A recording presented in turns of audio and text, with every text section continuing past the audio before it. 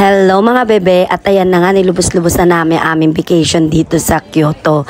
Kaya ayan, maaga pa lang is pumunta na kami dito sa pinaka number 1 tourist spot dito sa Kyoto, ang Amanohashi Date. Kaya ayan, samahan niyo po kami.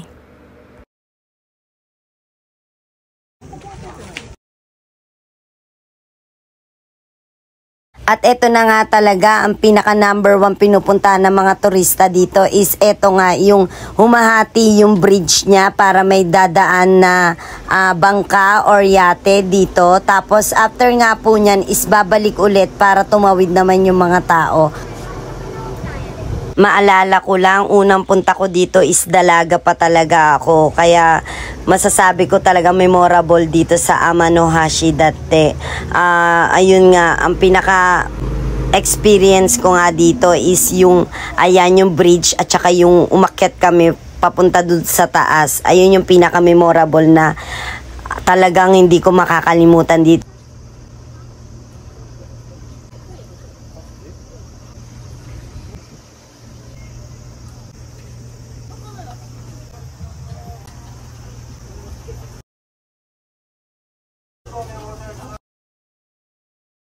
At ayun na nga po, ang update nga po pala dun sa kaninang nadapa si nanay, nakasalubong nga po pala ulit namin siya dito sa Metabim Beach, naglalakad nga po pala siya. Napansin lang namin sa kanya is wala naman siyang galo sa mukha or dugo, syempre nag-alala din kami sa kanya. Nakita lang namin sa bandang tuhod niya is meron lang siyang konting gas-gas, pero okay naman siya. Kaya ayun, ang payo ko lang pagpupunta kayo sa mga ganitong beach, mas better na suotin nyo is flat na tsinelas or flat na sandals. Kasi napansin namin is naka high heel siya, kaya siguro na out of balance siya, kaya tumumba siya or nadapa siya. Kaya ayun nga. Pag summer nga po pala talaga is dito talaga kami pumupunta sa Amanohashi Date kasi napakaganda talaga ng view dito, is talagang relaxing talaga at saka kaya nga pala siya tinawag na Amanohashi Date kasi nga meron dyan sa pinakataas na kung mapapansin nyo is mabibidyoan ko siya, aakyat kami dyan mamaya, makikita yung pinaka beach na to dun sa taas. Kaya ibig sabihin, abot yung parang pag tumuwad ka is parang makikita mo na parang magkarugtong ang langit at saka yung beach. Kaya Amanohashi Date, ayun ang sabi. At yan, may namit nga rin pala kami dyan, sila kuya. Ayan, shoutout nga po pala sa inyo mga kuya. Ang babait nga pala nila. Ayan, sana magkita-kita po ulit tayo.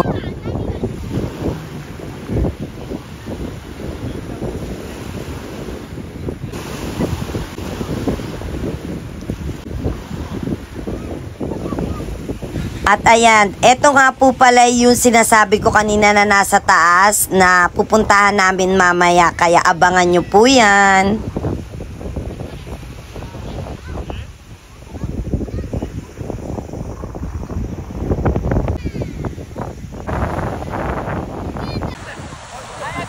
At eto nga po, nandito na kami, papunta na kami sa taas. Bago nga po pala kami makapunta sa taas, is may sasakyan nga po pala kami na talagang number 1 na talagang eto ang dinadayo dito sa Amanohashi Date na para siyang upuan or parang na papunta dun sa taas. Kaya habang nakaupo ka is mag-e-enjoy ka talaga kasi makikita mo talaga yung view dun sa baba na beach. Kaya ayun, halika po, punta po tayo sa taas.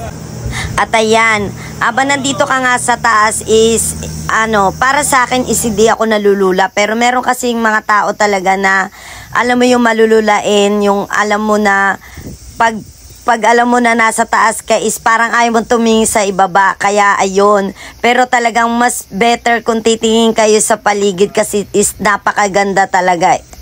Talagang hindi nyo makakalimutan talaga yung place na to kasi super ganda talaga. At ayan, pag akyat mo nga dito sa taas is marami kang rides or mga foods na makakain. Ayan, at mga talagang makakasama dito is mga turista, iba-ibang lahi, yan. At yan talagang mag-e-enjoy po dito ang mga Junakis nyo, diba? Or ang buong pamilya.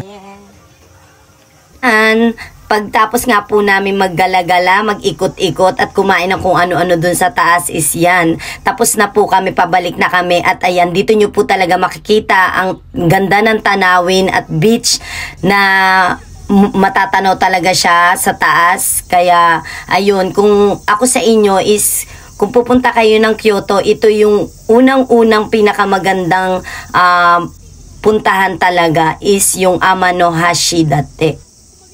Ang binayaran nga po pala namin sa rides na to is nasa 800 yen per person. Hindi ko po alam kung magkano sa kids kasi hindi sumama yung mga anak ko dahil busy sila dun sa beach. Binabantayan sila ng daddy nila kaya siguro ang kids is nasa half siguro, ganon. Kaya yun, talaga mag-e-enjoy po talaga dito yung mga Junakis nyo.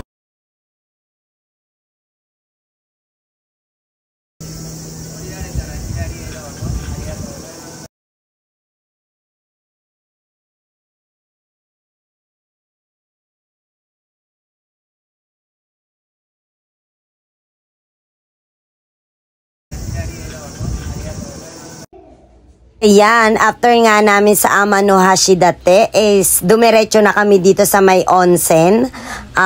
Matatagpuan ito sa Umiya ba? Ayun, kaya ayan, siguro nung last na punta ko dito is 10 years ago, mga bata pa yung mga pamangkin ko, ngayon mga dalagat binata na. Kaya ayan, tapos pinakita nga ng ate ko yung picture nila, nung last na picture nila dito, 10 years ago nga. Kaya ayun, o diba, at ayan si Jen, first time niya nga rito nakarating, pero talaga namang gusto niyang bumalik-balik, gusto niya nang paulit-ulit na mag-onsen kasi nga is napakaganda is at saka nakaka-refresh nga daw. Kaya ayan, eto na po ang aming last na video. Maraming salamat po sa inyong palaging pagsuporta. Paki-follow, paki-like, paki-share po at paki-subscribe ang aming video. Kaya ayan, God bless po sa inyong lahat. Matane!